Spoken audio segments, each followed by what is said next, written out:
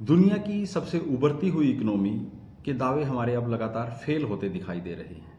इसके कुछ परिणाम हमारे सामने हैं जिसके बलबूते हम ये देख पा रहे हैं। हमारी जो करेंसी है रुपया, लास्ट ईयर में ये कह लीजिए कि उसने सबसे वीक करेंसी है, जो एशिया की सबसे वीक करेंसी है, उसका स्थान हासिल किया है।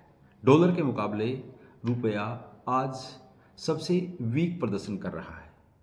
और एक और मैं आपको इंटरेस्टिंग फैक्ट बता दूं, जब से हमारे यशस्वी प्रधानमंत्री नरेंद्र मोदी ने अपना कार्यभार संभाला है 2014 से अभी तक, रुपए की कीमत डॉलर के सामने 61% डिक्लाइन कर चुकी है।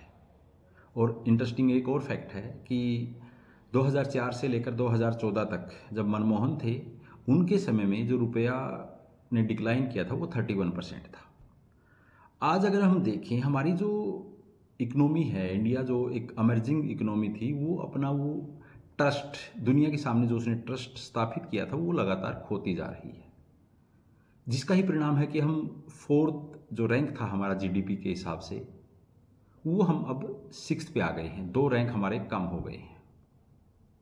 इसमें आपको पता है फर्स्ट जीडीपी वो यूएसए की है, सेकंड चाइना की है, उसके बाद जर्मनी है, जापान है, उसके बाद यूके है और फिर इंडिया है।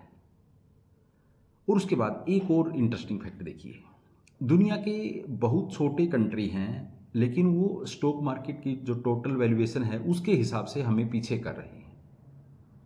उसमें हमारा जो रैंक है अभी वो 7वां हो गया है। जी, जो स्टॉक मार्केट का जो टोटल वैल्यूएशन है उसमें हमारा रैंक 7वां हो गया है। इंटरेस्टिंग फैक्ट देखिए, उसमें सबसे ऊपर उसमें भी यूएसए है, यूएसए के बाद चाइना है, जापान है, हांगकांग है, फिर देखिए फिर ताइवान है।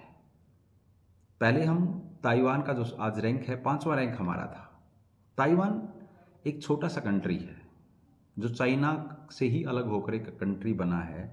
वहाँ पर बस मात्र एआई चिप के का ही उनके पास एक मोनोपोली है, जिसके कारण वो दुनिया की, मतलब ये कह लीजिए कि जो एआई की फील्ड में सबसे आगे निकल रहे हैं चिपों के माध्यम से ही।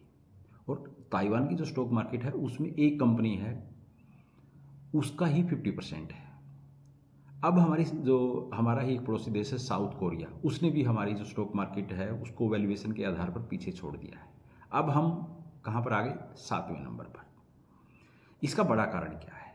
इसका बड़ा कारण ये है कि हम जो फॉरेन इन्वेस्टर के लिए एक ट्रस्ट हमारे इकोनॉमी पे, जब 2014 में सरकार चेंज हुई, दुनिया को ये लग रहा था कि अब भारत बदलेगा, वो कुछ नया करेगा, वो मैन्युफैक्चरिंग हब बनेगा दुनिया के लिए, क्योंकि बड़ी मार्केट है भारत, दुनिया की सबसे ज़्यादा पॉपुलेशन है हमारे पास।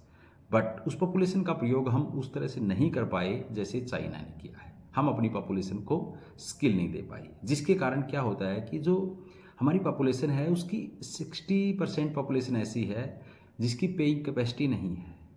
वो मात्र $3 भी पर डे कमा नहीं पा रही है। हमारी 80 करोड़ पॉपुलेशन ऐसी है, तो हमारी जीडीपी कहाँ आगे बढ़ेगी?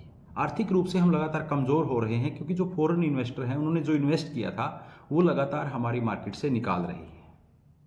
अब किसी को हमसे उम्मीद नहीं रही है। ये वो रीज़न है जिसके कारण हम आर्थिक रूप से कमज़ोर हुए हैं। आर्थिक रूप से कमज़ोर एक दिन में हमारे सामने ये परिणाम नहीं आए।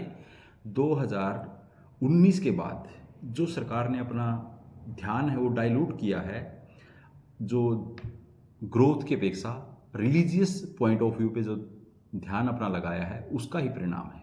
अगर स्किल के ऊपर काम किया होता, अगर एजुकेशन के ऊपर काम किया होता, अगर स्वास्थ्य सेवाओं पे काम किया होता, अगर इंफ्रास्ट्रक्चर पे काम किया होता, या ये कह लीजिए कि एक ऐसा एनवायरनमेंट क्रिएट किया होता कि दुनिया के जो इन्वेस्टर हैं वो भारत में लगातार इन्वेस्ट करते, क्योंकि दुनिया की सबसे बड़ी मार्केट भारत बन सकता था जैसे चाइना बन रहा है।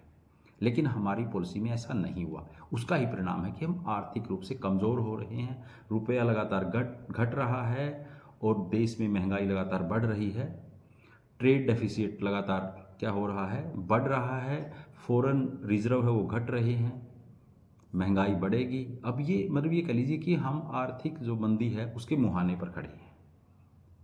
तो आगे आगे देखिए होता है क्या।